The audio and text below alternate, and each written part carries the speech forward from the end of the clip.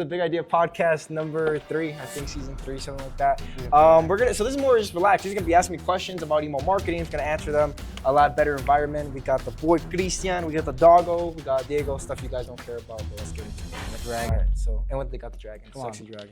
All right, give me the juice. Yeah, man. Just to start off the first question of the video, I guess what was literally the biggest screw up you've made with IX Media that affected a client? Yeah, dude, I sent a campaign once. It was no bueno. It was for a big client, and so pretty much I forgot what it was. Something around Christmas. We set up a whole thing where pretty much we made a text-based email, and then you're supposed to link the CTA, so shop now, and I never did that. But aside from that, I'll give you something a little bit more valuable.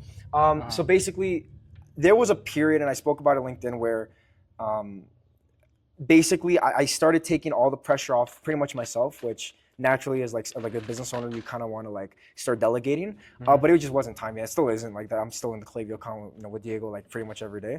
But pretty much there was a point where I'm like, okay, so how can I systemize this? How can I make this more process type of thing? Yes, systemize. Yeah, systemize it. So what I ended up doing was I pretty much at the time I was making the copy and I didn't focus on it too much, but I'm like, dude, I'm not even focusing on it at all. So I'm just gonna give the designers the right and the responsibility just to do the copy. So there was a 3-4 month period where I just stopped pretty much caring about the copy, and I gave all the work to the designers, and that was in the beginning of the year.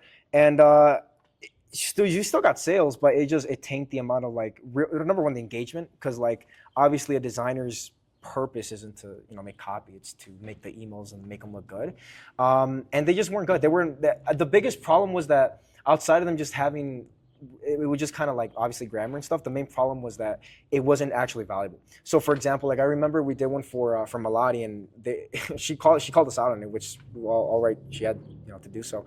But basically there was a fun fact in the newsletter, and pretty much what was about was okay, this is gonna be Queen Elizabeth, here's a fun fact about her. It was a fun fact in the newsletter, and for literally the fun fact was, did you know Queen Elizabeth likes mocktails? And it was no value. It was nothing of it wasn't anything. It was just something stupid. And again, if I were to see that, which I skimmed through the emails, right? But it's skimming. You're not really, what's up, buddy? You're not really, going through each one. And again, it was 100% my fault, and I learned from that. Now I'm reviewing every email and I'm making sure that they're both grammar correct, and they're making sure, and we read the copy now. And we're doubling down on it. But yeah, that was one of the biggest things. It was just leaving it off to the designers and not taking that responsibility and saying, now granted, once we get more and more people, we have Diego now, but then once we get another account manager, another one, at that point, of course, I'm gonna let them do the copy, because that's their whole job. But yeah, that's a big screw up we made. Yeah, it's pretty tough. Yeah, it sounds like it. And how did you even recover, even if you did with the clients? Were you saying sorry, did you give them a little present? How was that process I just had it, man, I was wrong.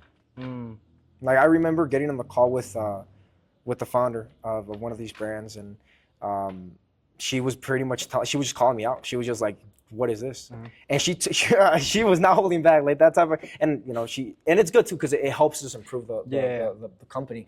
But yeah, she was just we literally went through each email. She was bro, what is this? And she told us about one email, and just had to take it like a man. I was it's my fault. I couldn't really do anything. But at that point, obviously, you just adjust and figure out things. Makes sense.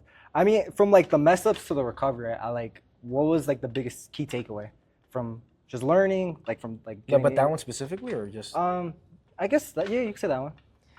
Yeah, just do more. I think in a first principle thing is just let people shine in what they're supposed to do. And then if you try to assign something that is not somebody's responsibility, or it's not their forte, and they're not supposed to do it, it's different if you're hiring somebody or training them. It's a little different. But if you just know that for Diego, if I told him to do sales, that's not what he does.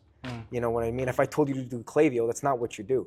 You know what I mean? And that's what I was trying to do. And again, the biggest reason is I see my own point. It's as a business owner, I want to free up more of my time and be able to put the business first and start working more on the business than in. But there's a time and place for that. In the beginning, you just have to just crank it out and just make sure that you're in the business and you're doing what's needed to be done, instead of just trying to focus more on this higher level stuff, which is still important. But I would just say just allow people to shine in their own capabilities and tasks, and don't try to assign them things that they're not supposed to do.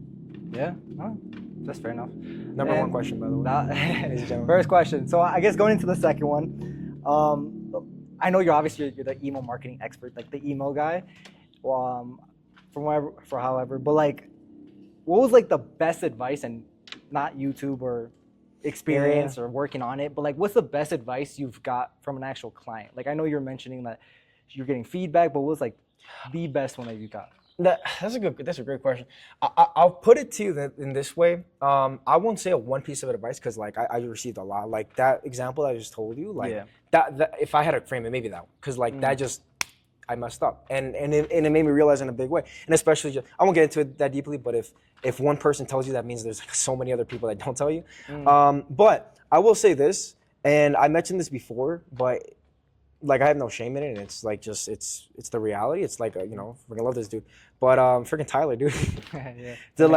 Shout out Tyler Phillips, Hummy Snacks, fire, Hummy Snacks, fire. No, like I'll wrap kind of your question again, but like the point is, when he was the first guy I ever did email marketing with, he's the first client officially. He's the first guy that ever paid me, right? So in the beginning stages, and I'm gonna put this to anybody, and I know some people that may be like in a bigger brand or they're already advanced, but it's still good to know, like. Especially when you're starting out in anything you do, in my methodology, just philosophy, I think that it's good to like get mentors and stuff, but especially if you're working with somebody directly that you see them more as a client, but you also, because I don't see Tyler respectively as a mentor, but in a way, kind of is, you know what I mean? Because he, in the beginning, he taught me, like, he got me set up with Klaviyo. He suggested Klaviyo. Like, for those of you who don't know, email market, like IX Media, the reason we do email marketing is because of Tyler.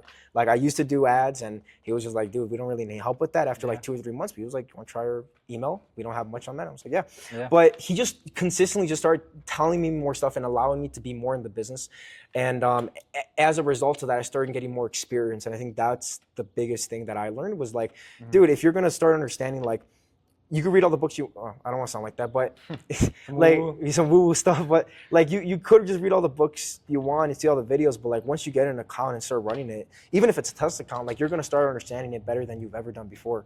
And that's why I kind of answered your question with that. It's like, get somebody that already has the platform and kind of lets you play around with it. You know, at the time, obviously Hummy Snacks were a lot smaller. Yeah. So like, you know, granted, it was like, if I made a screw up, it was still important, but you know, it's not like he lost like tens of thousands of dollars. It was, you know, probably a few $100s or, you know, 10s or 20s. But yeah, I just started a repetition from like literally just learning Klaviyo to launching a campaign to fixing the copy to another thing I will mention is I started to understand the dynamics of having a client, because up to that point, like I never had a client. Like I worked with another guy, but he wasn't really like a client. Like it was just more like I was helping him.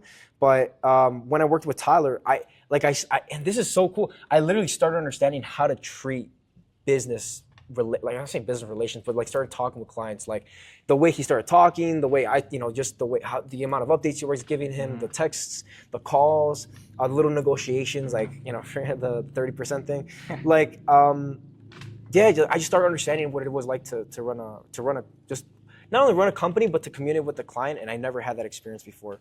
But yeah, so I would answer that, and as a it wasn't one thing that I learned, but it was the fact that I worked with somebody that allowed me to kind of spread my wings and work on the actual account live. And because of that, I was able to get a really good foundation. Yeah, crazy, yeah, true. I mean, going on to the third one, I mean, like, don't stress. Like, people probably aren't even watching this far at this point. No, I'm playing. Everybody's watching. The whole world's watching. The whole world is watching. Okay, yeah, going to the third one, like, what is your mindset when actually doing a client's email marketing? Like, are you trying to make the most money, build the best engagement with a list? Can you repeat the question? Yeah, no problem. What's, like, your mindset when actually doing a client? I know, like, you've delegated, like, most of it, like, the designs or the account managing, but, like, what's your mindset behind email marketing when working with a client? Like, is it trying to make the most money, best engagement with a list, or, like, no, that's a really good question. It depends on the client. Like it really just depends on the client, and I think that's something I'm funny enough. I'm trying to reverse a little bit. Like I'm trying to say systemize it, but I'm just trying to make it more regular. And here's what I mean. Like, so to answer the question is, at this point, I'm trying to focus more on the client. And it sounds kind of If you don't know the context of what I'm about to say, it sounds weird, but it's always to understand what the client wants, right? So for example, if you're a multi-billion-dollar brand, obviously you want sales, but to you the most important thing may just be getting your brand awareness right. Because if that's unlocked, everything else follows, right? So you're not going to be doing, Halloween sales and stuff like that if it doesn't matter. You still will, but you focus a lot more on brand awareness. But for a smaller client, you may just want to make them a lot of money. Like for example, I remember I worked with one of the smallest clients I've ever worked with. Like to them, they didn't give a crap about their brand. They just wanted to make the most amount of money. And I could understand that. And when they start getting better, I think there's a transition between wanting to just make the most amount of sales and then figuring out that brand awareness is something you really have to focus on, especially as you start getting bigger and bigger and bigger. But my whole mindset really depends on the client. Generally speaking, when they're smaller, they just want more money. As they get bigger and bigger, you kind of see a shift into having more brand awareness. But generally, as of now, just kind of more business talk. Like I do kind of want to just make it, obviously both, but I kind of want to systemize it more because, for example, if I work on commission, my incentives are aligned with them, and it may not work all the time because, for example, if they want to just build brand awareness and I know I have to make sales because that's how we work, then it kind of has a little conflicting forces. We always work it out, but I'm just thinking in the future. But generally speaking, it always depends on the client.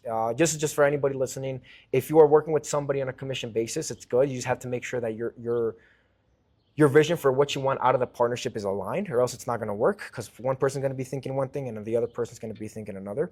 But if you're paying somebody a retainer, it's kind of the opposite. You don't have to worry. They're just going to do whatever you tell them, but they're also not going to fight for that. For example, I was talking to me and Dave were talking about a client today, and we want to do a sale, and they were like, we don't want to do the sale. And if I was just a retainer, I would have said no. But because I understand, this is going to make them more brand. This is going to build their brand, and then also that sale that we were talking about is going to make them a crap. I guarantee you, he's usually going to be over thousands. Then I know I'm going to push for it a little more. But yeah. Okay. Crazy. So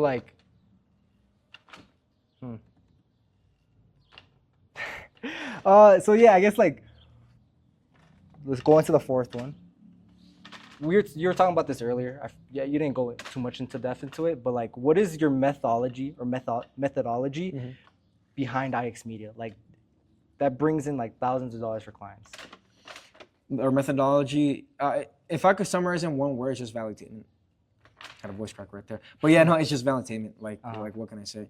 So I could break it down. So pretty much her methodology is this. So basically, every month we have to plan about anywhere from 10 to 15 campaigns. That really depends on the client and how many, again, what they want. But generally speaking, it's 10 to 15 once every other day. Now that being said, out of that whole month, we're going to send 4 types of emails. Okay, the first one is pretty much the majority of them, 80% of them. It's validation emails. Now, what do I mean by that? Validation emails, coined from PBD, but pretty much what it means, it's anything that's valuable and entertaining. So, in theory, what does it actually mean? It's an email. So, pretty much how to make something, gift guides. You could also do, us versus them comparisons. You could do the origins about, the story of how you guys started, about the founders, mix and matches, things like that. So the whole point of that whole pretty much validation type of email is just to give them bits and pieces of information that they actually stick with. So either telling them information that they didn't know before reading your email that actually serves a purpose. Again, nobody's gonna care that, Queen Elizabeth drinks mocktails, but if you tell her what type of favorite mocktail she drinks and how she makes it, and that her server makes this for her every single night, then you care, right? So you have to make sure it's really, really valuable. And then another thing about entertainment, you don't promote the product as the whole point of the email. The whole point of the email is to first give value, and then when it makes sense, you kind of talk about your product. So for example, if I'm talking that Queen Elizabeth email, that I could be at the very bottom, if you want to make your own mocktail just how Queen Elizabeth does, shop now or shop here, and then use your put it in whatever product. So that's the majority of our emails. It's about 80% of them validation emails, just giving pure value. Make sense? Yeah. And then quickly, then we have 3 other ones. You have SMSs. Now SMSs, it's really just sales. We tried doing validation emails for SMSs before, but they haven't panned out. You get the most amount of unsubscribes. You get the most amount of people that are pissed off at you because they're like, bro, I did not care about Queen Elizabeth. Because it's a different platform. It's a text message, so it's more personal. And then, but anyways, we send those once a week, right? And then pretty much we like to pair it with the sale. So for example, if it's 4th of July, we're going to pair it with a 4th of July sale. So on the same day as the email would say, hey, early access to our SMS subscribers. If it's a day before, if it's on the email, just one last chance to remind you that our sale is here. Then maybe you could do a little bit more percentage off or dollar off if it's, you know, if you want to kind of give them more VIP access. But yeah, so that's the whole SMS game. Just pretty much a sales-based email. Another thing you could talk about is like best sellers. If you're just releasing something new, a restock, a re-release, or just a new product, you could talk about that. But it's just stuff people actually like, just actually giving them value. Not only like fun facts and stuff, but like straight up like a sale, a discount, free shipping, something like that. Then the other two are VIP emails. We only do that once a month. We usually like to pair it up with the sale, and then what that'll look like is a week before the actual, like for example, Mother's Day just passed. A week before that, we could say, hey, you know, this is going out to the top 10% of people who have engaged with their emails. You know, we're giving you one chance, you know, buy before we're probably going to run out of stock. So we only send that once, usually like 10, 15% of the list, depends on how big the list is and how engaged they are. And then finally, sales-based emails, promotional, which is pretty much just giving them a promotion. We have 5, pretty much free shipping, buy something, get something free, literally a free product, like some type of free, like, you know, and then finally just $1 off or percentage off. Those are the main 5. Obviously like a million and one you could do, but yeah. But anyways, yeah, so those 4 emails. So again, 80% of the time, value team in emails, then SMSs once a week, VIP emails once a week, once a month, let me rephrase that. Typically like to pair it up with the sale. And then finally sales and promotion emails. We only do this about 2, maybe 3 times out of the month, but yeah. Yeah, okay. Great value. So before I get to my next question, I was just so curious. Does she actually have like a favorite mocktail? Like, is it actually known? What, Queen Elizabeth? Yeah. Bro, I don't know. I'm not a queen. No, I'm playing. I don't know. Dude, I don't even remember. Oh, it was just random? Or? Yeah, no, we fixed that email. I forgot what it was. Dude. It was probably something wacky, but funny. I don't know. Yeah, okay. I was just curious.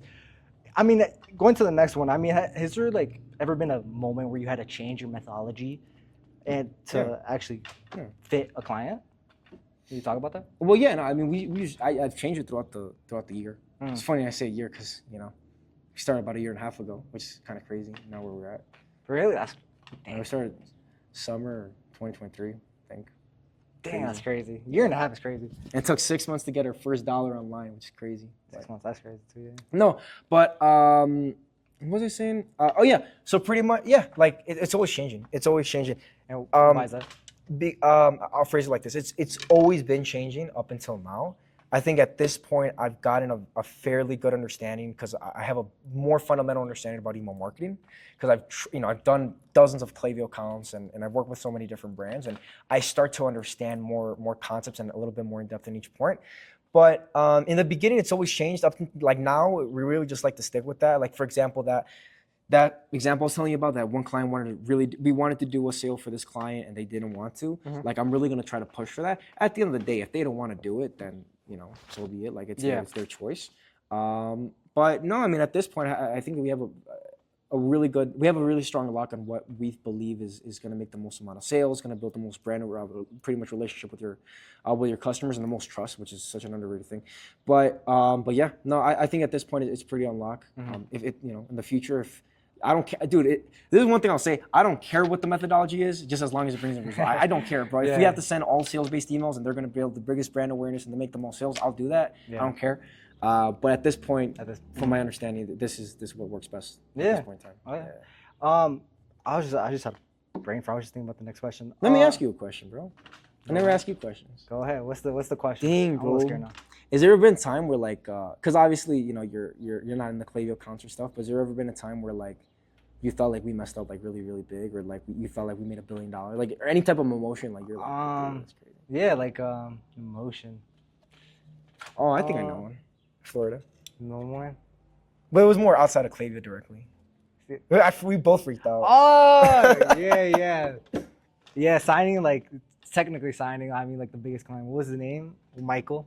Sir G. Armor Jeans. Armor Jeans. We signed Armor Jeans, which is pretty fire. Crazy. I freaked out, bro. I have the video. It's like the type of stuff you put in a documentary. I was like, this is it, bro. And I started giving a speech. Yeah, no, that was literally that was for sure quite emotional because biggest client like no, it was by time, far making millions. Yeah. You even saw their I forgot what you saw, but you saw something of them just selling jeans on jeans on jeans. Just crazy. So yeah, no, I thought and it didn't work out, unfortunately. Yeah. Why didn't it work out though? Just one guess? Obviously, no. It was nothing. It was again, that was like when we were still building and everything, but we still are. Crap. But it was just they do like zero e-commerce. Like it's crazy. Yeah. Like I hop in the Klaviyo account, like probably $100 in the last month made in their e-commerce platform. Yeah. Like what the heck? Uh-huh. It was tough. I thought it was mostly ads, no? No, it was all retail. Really? Yeah, Wow. they have a like Or they're in I a mean- bunch of stores Uh-huh. nationwide, but just it's retail, so we couldn't Uh-huh. do much in email. And for those people, do you think it's even worth it to go to ecom, or do you think they should just stick to Oh, like retail? I would phrase it like this: I know about email marketing. I don't know about ads. I don't know about any of that. Like just Honest man. I have I have an understanding of that, but like it's just not my thing. I've done it in the past. It's okay, but like I've never been really great at it. So that being said, I'm great at other things, and I will become great at other things.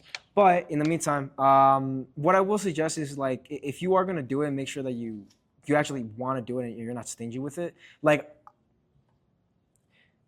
so I don't want to. I'll phrase it like this. We've had times where like it's kind of like an armor gym situation where like we sign a big client and for one reason or another, they're like, okay, well, why can't you do email marketing? I'm like, dude, you have no subscribers, you don't make any money online, your website's dookie to say the least. Yeah. And I'm not talking specifically about armor, but I'm giving you an example, right? But pretty much the whole point of it was I talked to them. I'm like, okay, well, you're gonna have to run ads. You're gonna have to do these things, and because that I do understand. Like without it, because I just don't want to put it like email marketing like just will exist without ads. Like it will, but it kind of starts capping. Yeah. Email marketing will keep growing with you with ads, and it'll keep pumping like over time. You don't have to have any ads, but the moment you take ads out, it stops growing. You're just gonna get capped because you don't have any new subscribers. Yeah. Sorry. And then, but anyways, so the point is, with that company, I was telling them like, yo, like you're gonna have to do ads, you're gonna have to do these in order for us to work with you. And they're like, okay, cool. And I introduced them to a great guy, and this guy, shout out Joshua, bro. He is a G. Funny enough, like literally the guy started with Tyler. Like it's crazy. But dude, I talked with him and we were going back and forth, and the guy was like, okay, cool, give me a price point. And I don't know everything, but from my understanding, like, because I know what he charges, I'm like, that's a great freaking deal. Yeah. And what he quoted them, and the guy was like, nah. Yeah. And in retrospect, like it's a big number. It was tens of thousands. But in comparison to what they're making, not only what they were making, but comparison like what they could have achieved with it. And I know obviously like I'm not in the company and I don't know, I don't know all the facts and they have resources, but if I knew they had the money and they wanted to do email marketing, they wanted to do email marketing and they wanted to do ads. At that point, it's like, dude, how are you going to be stingy? This is a whole new. It's not like you're adding a little thing, especially with e-commerce. You're adding a whole nother platform. Like you're either in retail or you're in big box, commercial, whatever the point is. But the point is, like at that point, now you're like, okay, well, I'm going to move into a new department and I'm only going to put $1,000 into it a month. It's like what? Yeah. You know what I mean? Yeah. But yeah, that was a little story for you. But yeah. Yeah, no, definitely. If someone's gonna do it, might as well go all in. I mean, going back to my other question, I just remembered from my brain fart, like how, because we were talking about the methodology and like if sometimes you would have to change it or tailor it to an actual client. Like if you do have to tailor it to a client, like you said you do, how do you actually align with the same vision instead of just clashing heads? Like is there like do they have to just full on trust you? Like what's kind of that process look like? No, well, yeah, no, they have to trust us, and that's why we're making these videos. You know what I mean? Because like, trust is a big part of it. But yeah, just talk with them. Like it sounds really simple. Just talk with them. You're like, okay, what do you want? And just sit down with them for like an hour and just understand. Okay, not so much about like the whole reason they started, because that's pretty understandable. Like if they're a big brand, they're, I don't say taught or trained, but they're conditioned to be able to tell their whole life story in like 60 seconds. And sure, you want to go deep into it, but you want to understand more about the future. Like, okay, you're making, $200,000 a month right now. What do you see the vision of the company? And now you're understanding, okay, because think about it, it's two completely different answers. If they know they're like, okay, I want to sell at the end of the, if I want to sell out, I'm not putting that in a bad way. They just want to sell their business. Yeah. Okay, cool. Now we have to start making it a solid foundation. We're making you the most amount of money, and it's a consistent email channel. Now let's just say they're like, okay, instead of and be very transparent. If they're like, okay, I want to work with you as an agency, but we want to take it in-house because we want to grow this into $1 billion brand, and we want to start making this more in-house and stuff like that, which happens with a lot of brands. They want to do in-house, and I'm like, cool. So now I understand. Okay, well, in order to do that, we need to set up a structure that's going to align with how you guys run your company and not just a random thing built by us. You know what I mean? Yeah. And now I understand, okay, we need to make something that's more streamlined. We need to understand that we're going to be fitting it towards you. The amount of daily reports we're going to do, is it going to be daily or is it going to be weekly? Is it going to be monthly? Okay, well, this person's going to be eventually taking over, so we need to train them how to actually make email marketing work for your brand specifically. I laughed in the beginning of you talking about like learning their process and everything. And the reason I laughed was just I found it kind of funny because that's kind of how the process we had was just trying to learn their whole company and how they started. I don't know if you remember, but that's pretty funny. Yeah. It's just obviously changed. But you talked about it a little bit with if an agency's goal is to bring it in house and like how you work with that. But like for the companies that are watching this, like why an agency? Like why not just get their employees to get strategy, designers, Mhm. and Mhm. why an agency? Like that's kind of the question. Yeah, it just comes down to cost. Mm. I could try to fluff it up and I can make it sound like sexy, but just the cost. And also like in a way, like I think so I'll break down the cost first because that's like the main thing. That's like the most obvious thing. Okay, so with cost, if you're gonna hire people to do it, you need a professional copywriter, you need a professional designer, and then on top of that, you need somebody to manage the account, pretty much Yeah. Diego's doing. And then on top of that, you need a strategist. And then on top of that, you need other stuff, right? But generally speaking, that's what I do. It's a lot of agencies do. But generally speaking, those are like the four main things, especially for email marketing, right? Mhm. Ads different, whatever. But usually you have those four positions. Sometimes you could do strategy with Klaviyo. I won't get into too much in the weeds with that, but you could do that sometimes. But the point is, yeah, so that's kind of like the whole methodology behind that. It just costs. Like if you're gonna hire these four different people, it's gonna cost you literally thousands of dollars a month. Mhm. I just had a conversation with the client about that, and we broke it down. And he was like, "Yeah, no, I'll stick with you guys. Yeah. Cool, sounds good, man." No, Fire. but love you, man. But pretty much, I was gonna say, yeah, it just comes down to cost. Like it's just the most cost efficient, and then obviously our whole job is to source those people and make sure that they're in the company and Uh-huh. give you all your attention. Now that's like the kind of surface layer answer, but also just like the actual answer. Mhm. Now, if I want to go a little bit deeper, it could also just be the fact that if you do have people in house, and let's just say you're a multi-billion dollar, let's just say you're a multi-billion dollar Mhm. brand. If you're gonna spend all your time or all your team's time on email marketing, because I'm telling you, it's something that's gonna take time. It just is. You're taking time away from the business, and you could be putting that into other stuff. Because I'm not gonna sit here and be like so pompous and say that email marketing is gonna fix all your problems. Like, dude, if you don't have ads, like you're not gonna grow. If you don't have, UGC, you're not gonna grow. Obviously, I'm taking it to the extreme, but like obviously, email marketing is a retention channel. It's not an acquisition channel. Yeah. So I know if I'm like, okay, so if I know companies gonna say like they're watching this video and they're like, dude, I can make 50% of my revenue from that, and then half of that from flows are gonna come from autopilot. Dude, I'll just do that. Mm. And it's like, okay, you're just gonna stop growing because you're not putting your attention on the other sides of the business, and especially when you're in that, like I'd say $50,000, $100,000 a month type of mark. So I would say $5 million a month mark. At that point, maybe a little less, maybe like one to 3 million, Yeah. $1 to $3 million a month mark. At that point, I would really suggest working with an agency, and this I would feel comfortable saying without like being shy or anything. It's just like I would hire an agent, whatever, like ads, UGC, social media, content, email marketing. Because at that point, your whole goal is to make sure that the brand is growing fundamentally, and you got to work on the business. Because obviously, this is just the surface layer stuff. Yeah. But then, if you're a brand and you're making a product, and that's like, for example, consumable, you got to make sure that the product's like freaking sharp. You got to make sure that if any production runs on the factory is fixed. You got to make sure like a lot of different things related to the product. And even if you're not like a CPG type brand where you don't have like a consumable like item, if you're not even on that and you're selling like flippers or something like people buy usually once or something, add something, whatever. But if you're selling like flippers, for example, you know that you're only gonna sell that to a person once. Like you're still gonna have to focus on getting more people to buy your stuff, which sounds super simple and it's like no duh. Yeah. But really, like think about it. If you're gonna put all your time into other stuff in the business, you should not be doing, especially as the founder. If you have a small team, then why even look into it? Like I'm telling you, like if you're a brand and you're making multi-million dollars a month but you have a small team and you guys don't have the capacity to do email marketing to the full extent, just set up your flows and you'll be fine. You'll make 50% of your revenue from there. You're gonna have to change it eventually, but just for sales and other stuff. But just do half. Just do your flows. Right? Campaigns on the other side is also important because I think that's where you really start building your brand. That's like really future pacing it out. But the whole point I'm trying to make is like it takes a lot of time out of the brand. And that's why I'm a little bit more passionate on this point than just the cost. For example, if you're doing an email marketing agency and you're doing an ads agency, you're doing content agency, and let's say all those combined is $50,000 a month, you can't see that as, okay, I'm spending $50,000 a month. You got to see that I'm saving myself $250,000 a month. Yeah. Because that's adding an extra, by me letting that time go and letting somebody else manage it, I'm getting myself another 10, 15, 20, 50 hours a week.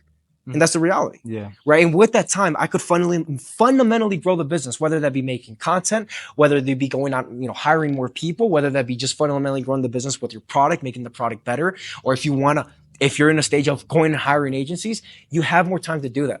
And there's a lot of other stuff that, CEOs and brand owners they're gonna know that, it's important too. But yeah, that's what I would say is cost, and then also just the time that it takes. Yeah. Or saves. So yeah, talking more into agencies, like which is best for a company? Is it kind of being with an omnipresent agency, or is it just having a one-time done for you type of agency? Yeah, well, I mean, obviously, if you're a one-done kind of type for you agency, then obviously you come after your clients. It doesn't really matter. But like, aside from that, yeah, it really depends. No, I don't like them. I mean, not like literally non-biasedly. Like, I'm not even gonna try to be like that.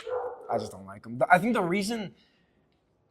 Okay, I'll put it to you this way. I think the reason I personally kind of view that as like a no-go for a lot of brands is because in my eyes, if a brand does that, they're kind of in my eyes, I view them as like they don't care about their brand as much. And I get it, like sometimes it makes sense because, it costs and whatever. You want somebody just to do your flows and maybe set you up with some campaigns. I get it, right? That does make sense. But I guess the really big question you want to ask yourself is like, do you want to be one of those brands? Like, I'm not trying to be like that, but like just straight up, do you want to be a brand that kind of puts a little bit of attention in that whole department? Because you have to understand, it's like if you have a gold mine sitting in front of you, which could literally make 40 to 50% of your total revenue, if it's done correctly and you have the resources and you consistently continually update it, then it makes sense, right? And you're gonna put a lot of effort into it. But if you want to be one of those brands that's like willing to settle for that, then at that point it does make sense to go the other way. But yeah, it just depends on the brand. I personally don't see a really big benefit outside just cost. But if you're gonna be a big brand that starts kind of stepping up and viewing themselves and start viewing themselves as a bigger brand and get to that next level, I would suggest going with an agency or having somebody in-house do it, because the difference is beyond thinkable. It really is. Yeah, okay. And that unthinkable like type of change or that outcome, have you seen it personally, or is that just... Yeah, dude. Like, obviously, if we're gonna go for 3 hours long, I'm gonna go a little more outside just emails. But like, I just hired an agency, and it's not good. It's the first time IX Media ever hired an agency. I didn't even know this. Yeah, I told you. Who? The shorts. Oh, I didn't know that was hired. I told you, you went somewhere. Anyways, yeah. Do you not remember you went somewhere? I'm like, when you came back, I'm like, $500 gone. Oh yeah. Yeah, but yeah, there's that was the one time done for you. Yeah, and it was supposed to be like they're gonna make you videos. Obviously, it depends on the agency, and like I'm sure there's phenomenal, great agencies that do that, and they have their niche. But if you're, for a bigger brand and it's really taking it serious, like you gotta have it. And I think it's just for us. I think we really do have high standards at IX internally, and that kind of just filters into everything else. Excuse me. So with that being said, it's like when I see in the shorts clip editors, they were sending me stuff, and it's kind of like it reminded me of how IX Media was when we gave all the copywriting and other responsibilities to the designers. It was just grammar mistakes. It was I just didn't like it, and at this point, I'm just like, I'm so deciding what to do. I don't know. I'll probably just change the strategy a little bit. Sorry. Yeah. But yeah, I've seen it firsthand. It's no bueno. It's no bueno at all. At least for that, and it's whole thing. No, yeah. I mean, would you say that's kind of like, I was like kind of like mind opening for you, like to actually deal with that? Yeah. It was just I was like, nah, I'm not doing it again. Yeah. Like, unless you do more to it, it's referral. But at that point, it's referral. Yeah, and that's also why like trust comes in. You gotta show content, and maybe like that's why I like to do a lot of videos of me actually doing the stuff. Like the video beforehand, it was me doing deliverability, and I go through the whole thing of how we got Yarn Man from like literally 0% deliverability, like open rates to 50%. Yeah. The video before that was literally me making an entire email marketing account. Like that's why I like to do that, to like literally show this is how we do it, and I'm the person doing it. Yeah. It's either me or Diego. So that's why I like to do it. But yeah, anyways, that's to sum it up. Yeah. Okay.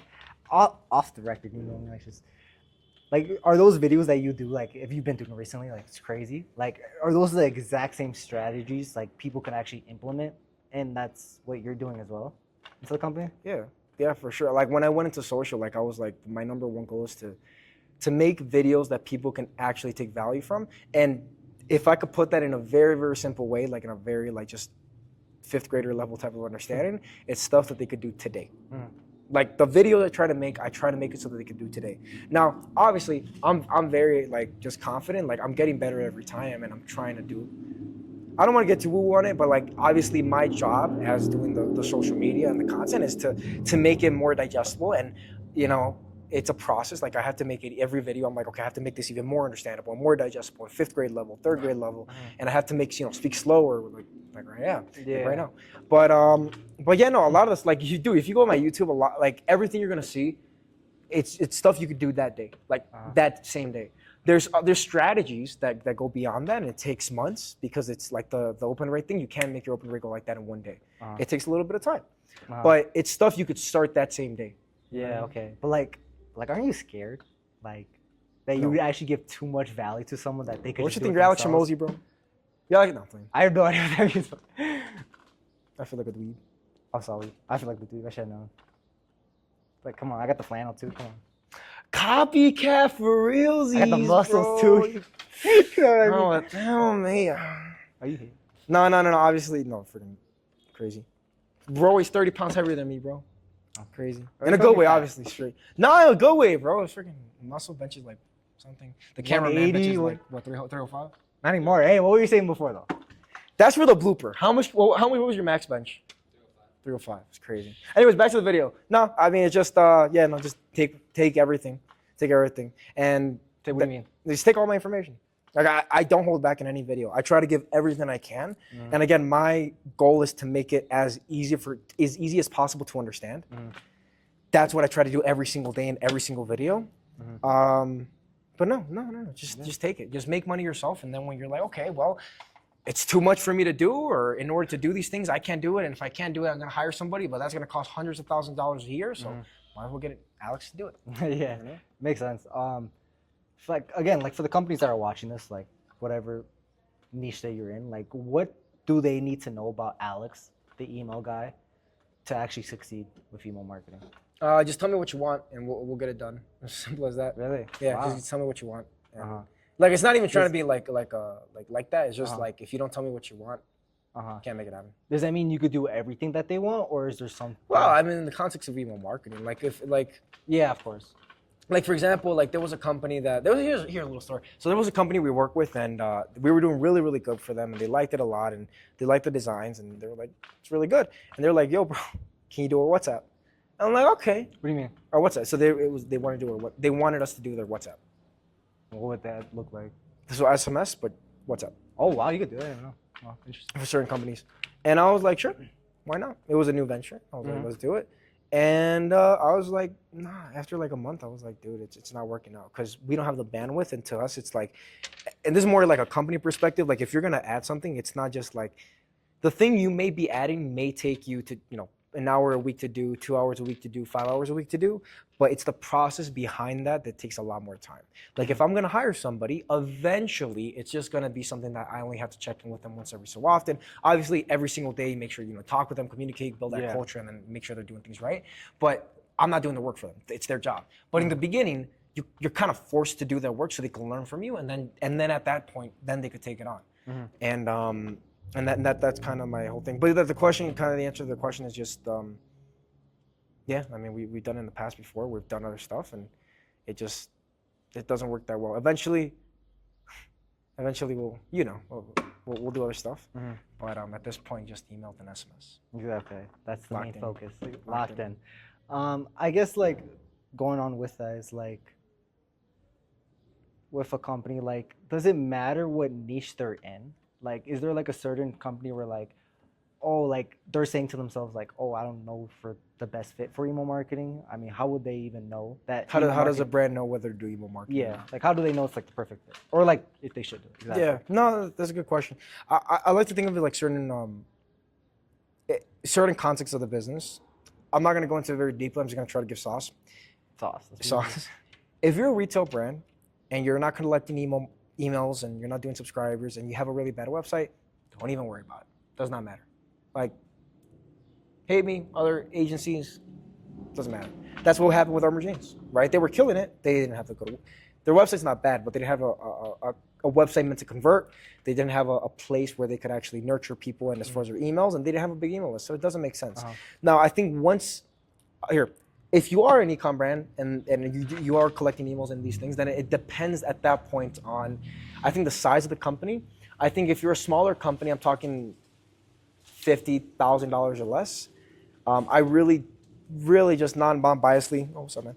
I really non-biasedly really do suggest just doing emails, not now and do it later. Why? Because at that point, you're in the phase of acquisition. You're getting more clients, you're getting more customers, you're getting more orders, and you're kind of building up, I want to say that pipeline, because at that pipeline, email subscribers, right? So you're building that up.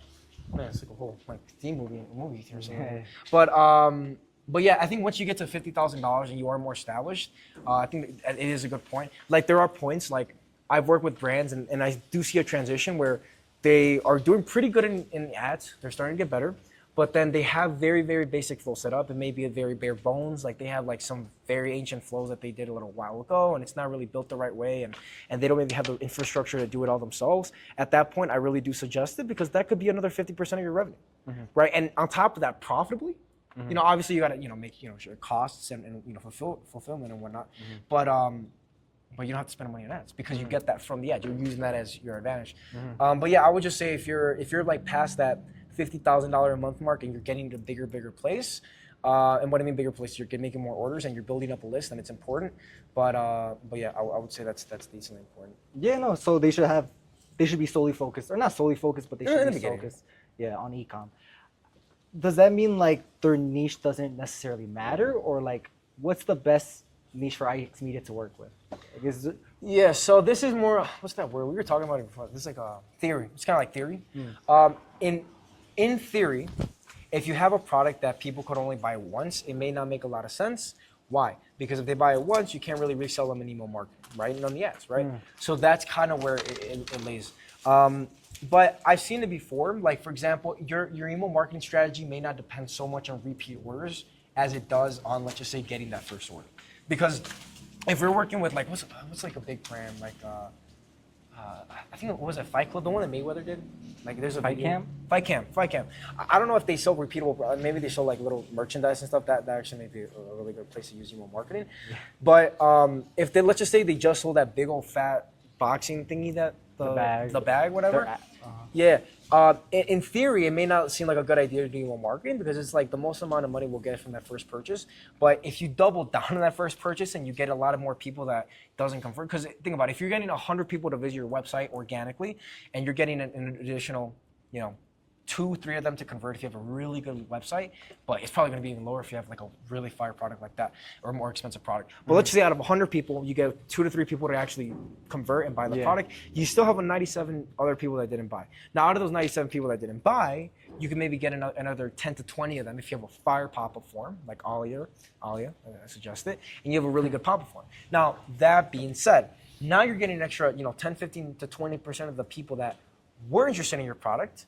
They just wanted to learn more about your brand. And from that point, you get an extra, it depends on this one, it really depends on the brand, how big they are, but typically you get an extra, 5 to 10% of that first welcome flow to convert.